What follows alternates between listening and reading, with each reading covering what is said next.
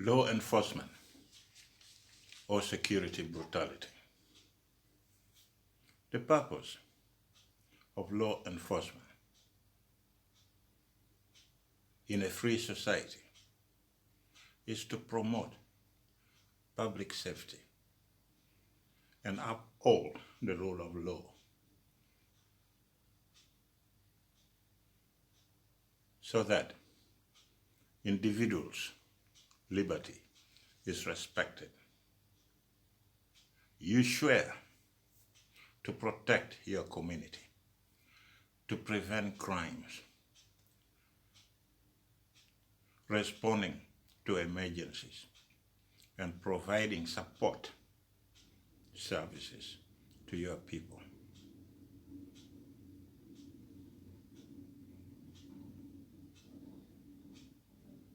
If I reflect back to what is happening today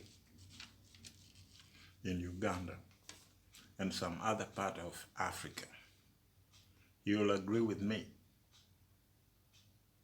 that we don't have law enforcers. The law enforcers we have on the street are brutal actors who goes around beating up the people they swear to protect.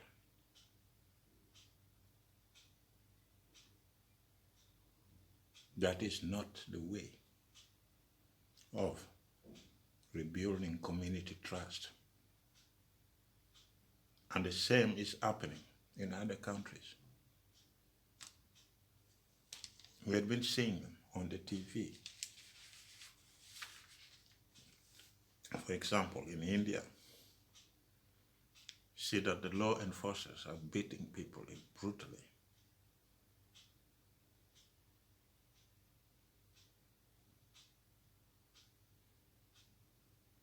Brutally.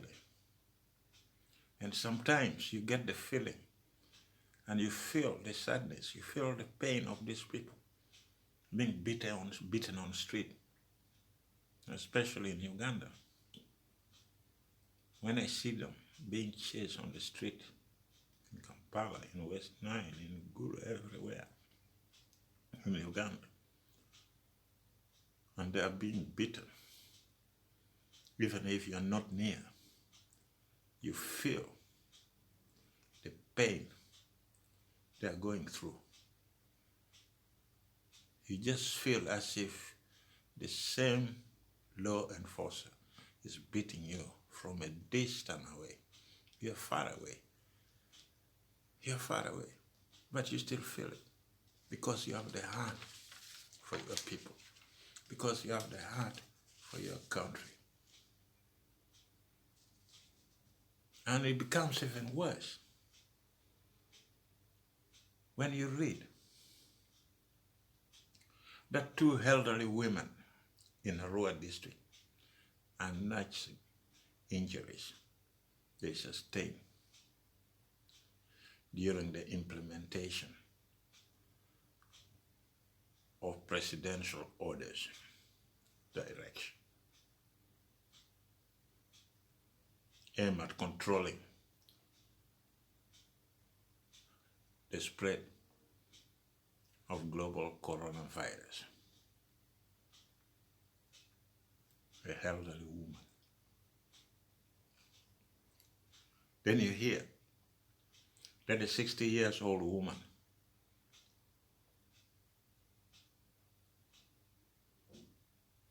in Aliu village in Arua district is nursing her wounds at Arua Regional Hospital after she was allegedly hit by a prison warder while she was carried on a boda. And according to reliable source, the poor woman was heading to the hospital to treat her swollen leg. Can you imagine?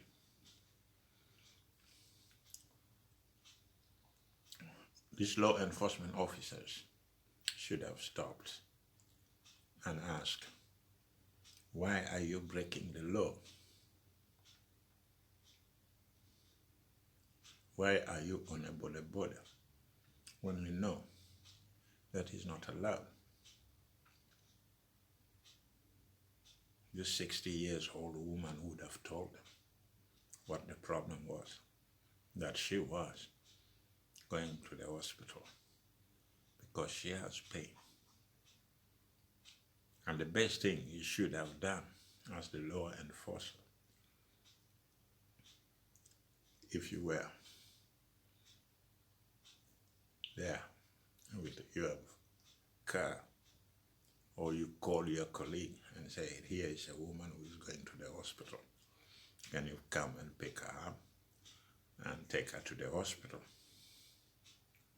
And then you could have given the motorcycle owner a warning that please make sure that this does not happen again.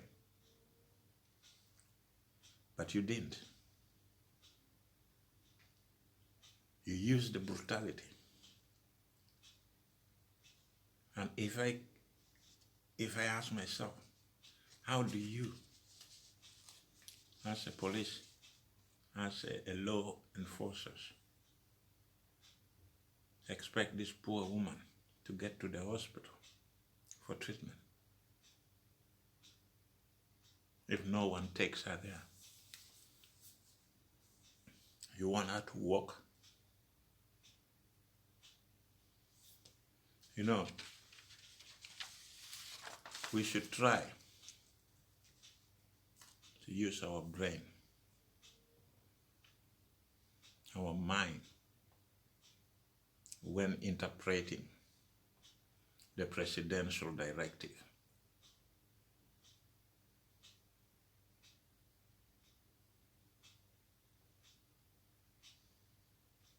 And let me put her suffering on the president of Uganda, who have so far failed to discipline his mad dogs. It is becoming too much. One incident after the others.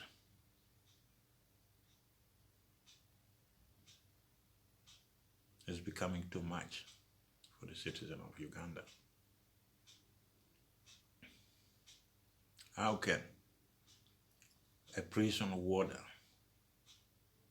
hit a woman twice on the head with his service gun? But when she fell down, she cried out for help.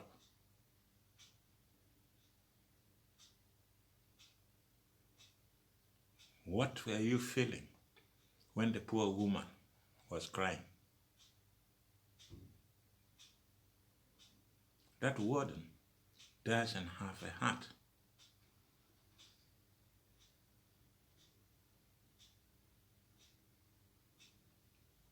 While that woman was in pain, she had another policeman blaming the warden who hit her, who hit the poor woman. That could be their own mother, telling him that he was wrong. And then you begin to ask yourself, is that law enforcement? Or it is just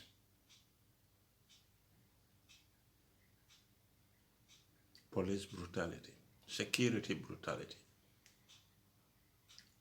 because you have failed to control your security organs. You know, when you go around recruiting so many people into local defense force, defense unit, and you don't pay them money, you don't pay them salaries, You just train them and put them there. To some of us, that is a strategy to save your house. It is a strategy to destroy this country forever. It's a strategy to create chaos in a district so that nobody can disobey your rules. But what you have miscalculated, the same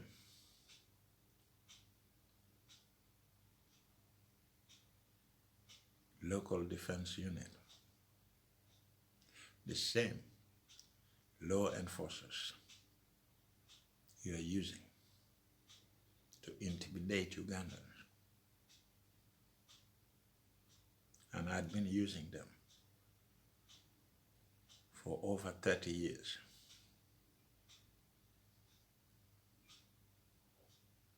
It will come back to haunt you. And when it does, you will have nowhere to hide. And that moment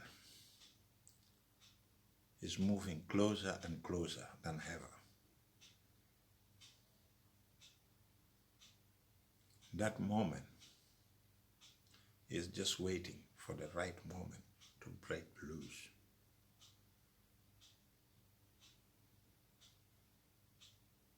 The mistake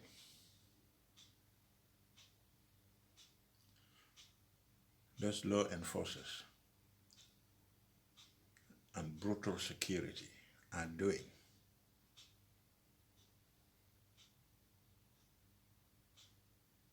is a passport to hell. The moment you start beating up old ladies, people that could be your mother, people who could be your grandmother, people that you should, as security operatives, treat them with respect. The moment you raise your hand with that stick of yours, I don't know where you buy them, and you start beating all these women, it hurts. It hurts. And it shows how you are heartless. You really don't have Uganda in heart, do you? You just want to destroy and destroy and destroy this country. You want to create a group of people in Uganda, the one who are above the law and the one who are below the law. And then the third category is those who are in the middle, who dance to your music whenever you put it on. And those type, number 3, who dance to your music, they are everywhere. They are in the district, they are in the region, they are in the whole country.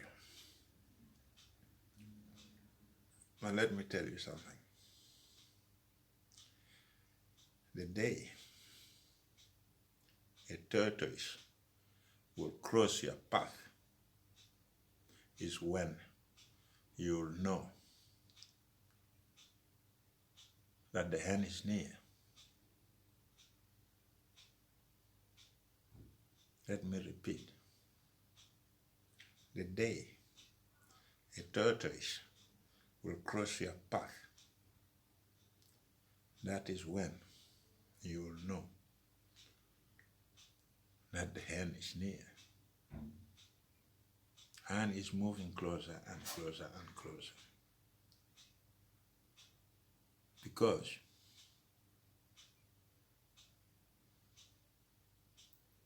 People are suffering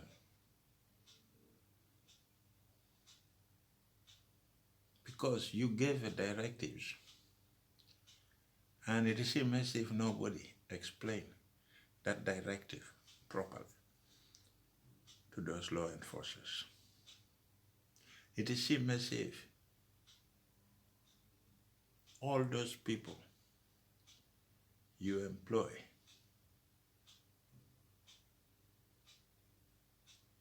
they don't know what to do. They are just there representing you, but they don't follow any instruction from you at all as the president of Uganda.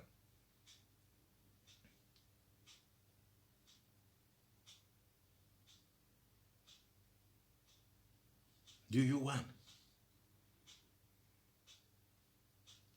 these poor women to die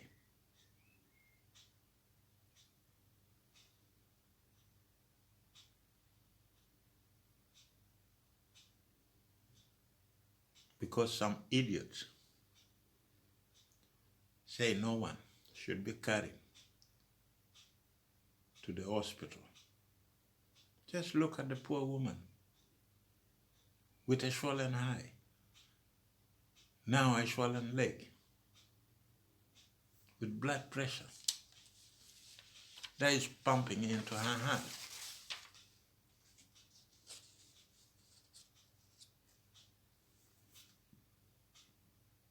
In fact, those brutal security organs are a danger to our society. They should not be allowed to carry guns. If you carry guns and you hit a whole woman with your gun, that is make you better than anybody else. No. It shows how stupid you are. It shows how we are so lawless. These are the type of people that should be put out of business permanently.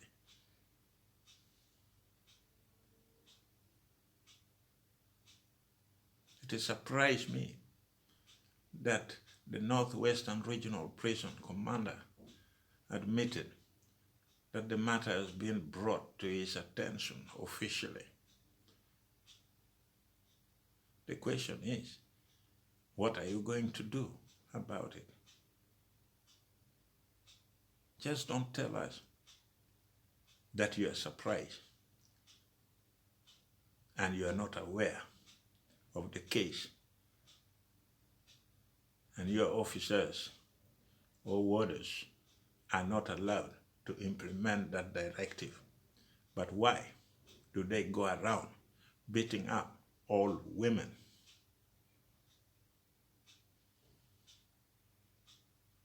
You say it's only the police and Uganda People's Defense Unit forces, soldiers, to do that. Let me be clear. Even the police or defense forces don't have legal right to beat up people. If they don't understand the presidential directive, then we have to blame the head of the police, who should have explained to all those security organs what that directive means. But they didn't.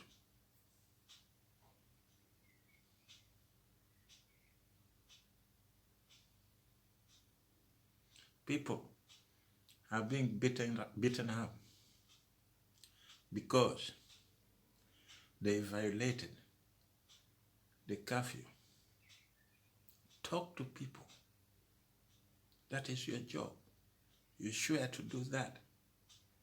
Ask them why they broke the curfew.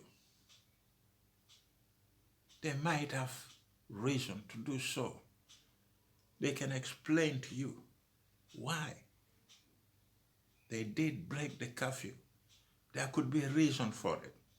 Give them warning. Let them go. Don't beat them.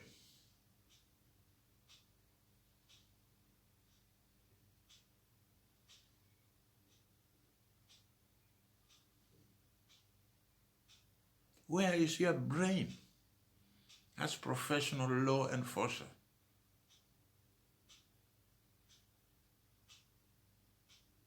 Why do you turn into a Kiboko squad? Use your brain. You are the law enforcement officers. You swear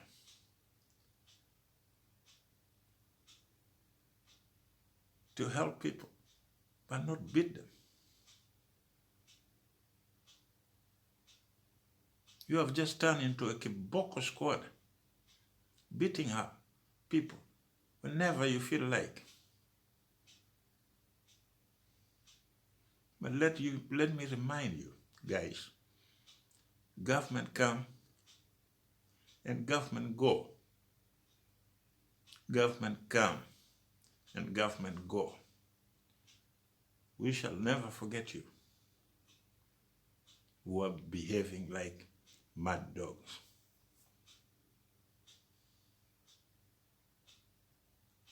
Remember, he who laughs last has a better laugh. And when the time comes, if the law of Moses,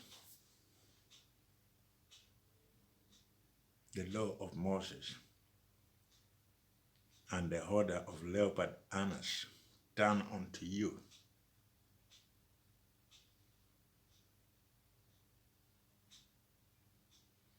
believe me, you will have nowhere to run.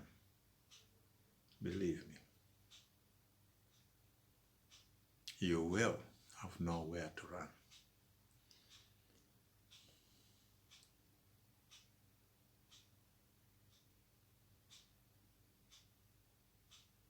Another 78 years old woman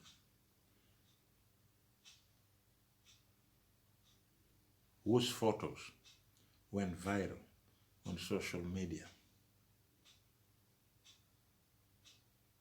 a resident of BBSL in Arua, Hill Division, who fell off a boda. In fact, she didn't even fall off. She was pushed out of the boda because the boda man was afraid. As he saw, the law enforcement officers were closing in to him. As they claim he was evading arrest by the law enforcement officers implementing presidential directives. You see, this is something I hate to hear, because people are going around beating up innocent people, and then they use a simple word, presidential directives. There's one thing they fail to understand, and there's one thing they really miss completely.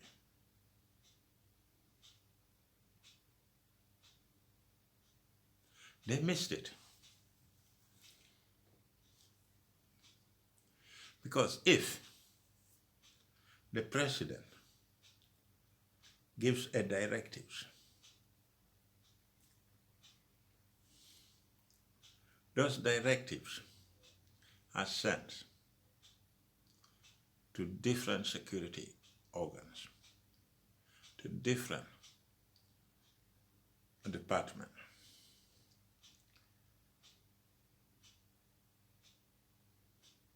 And as we all know, a professional police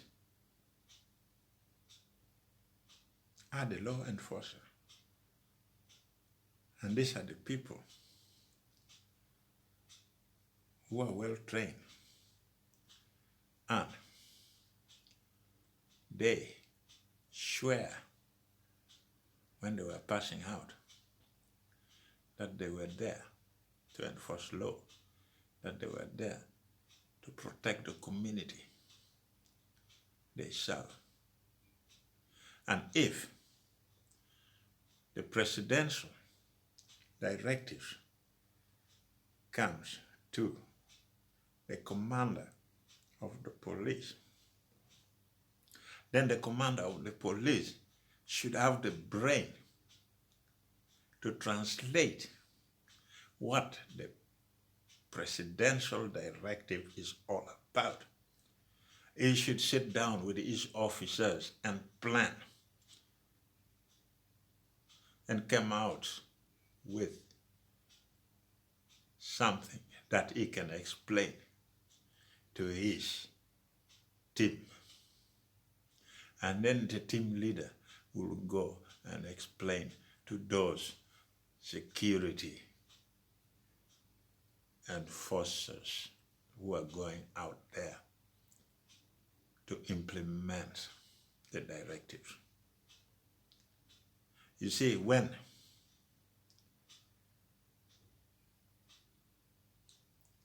people don't understand how the system works, then they mess up everything. Here is a head of department or a director or a minister who does not know how to translate a presidential directives. When you just get it, you flag it. I have a directive, presidential directive here. Now go out. If you find somebody at 7 o'clock still walking around, beat them up. Is that how a state works? Is that how a state works? They are chain of command. That is why the president of Uganda have the vice president. That is why the president of Uganda have the commander-in-chief for the army, have what for the prison, have the police commander, have his ministers. And all these people have to follow chain of command. And whenever the president releases a directive, it goes to different departments. But the implementation of that directive should be the same. You don't see that in the Prime Minister's office, they will translate it differently. And then the police, they translate it differently. It shows us that there's something wrong with law enforcement. There's something that is turning these people to become brutal, heartless. These people are frustrated. And they release their frustration on people on the street of Kampala. You see how they're chasing people up. That is showing us clearly that the security organs in Uganda are frustrated. And that frustration, you release it on ordinary citizens. But let me tell you something.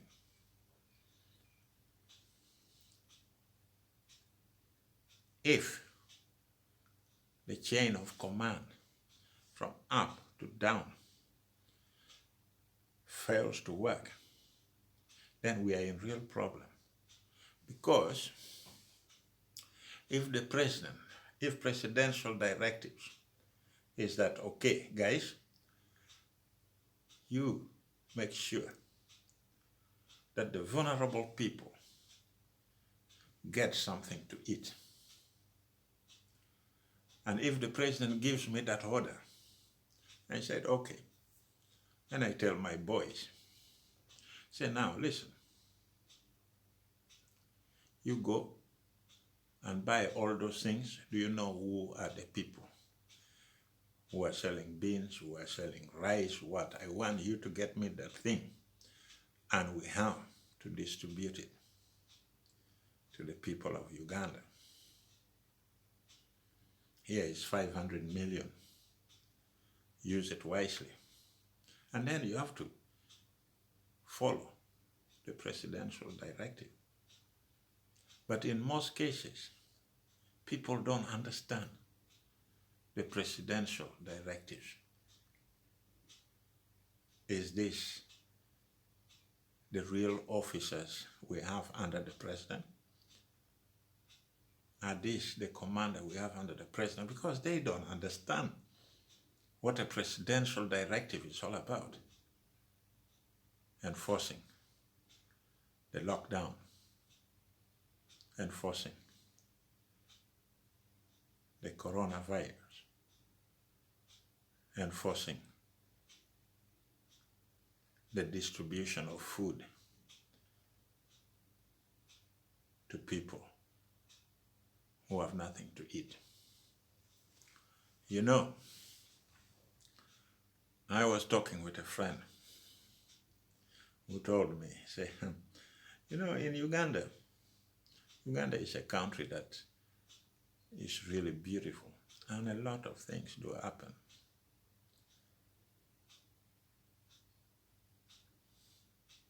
And within that process of presidential directives, a lot of things are opening. The distribution of help to the poor people who cannot afford something to buy is going on. But at the same time, corruption is also going on. There are cases whereby you hear that office of the Prime Minister is appearing in the news almost everywhere, just decorated with corruptions.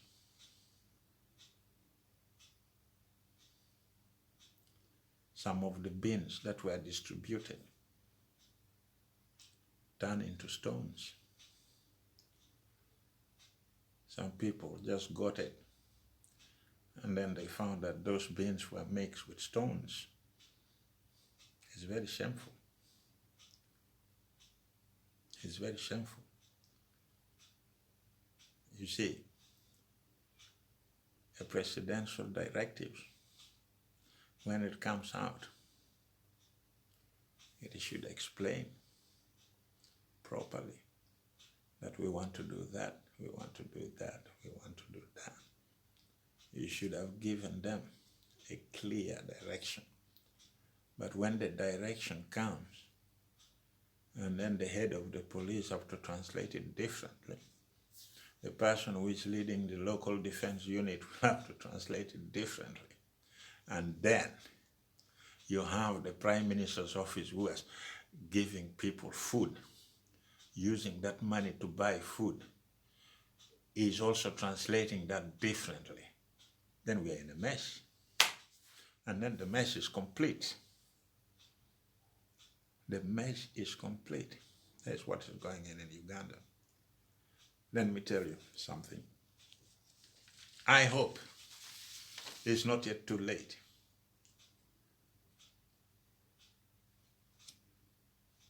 for you,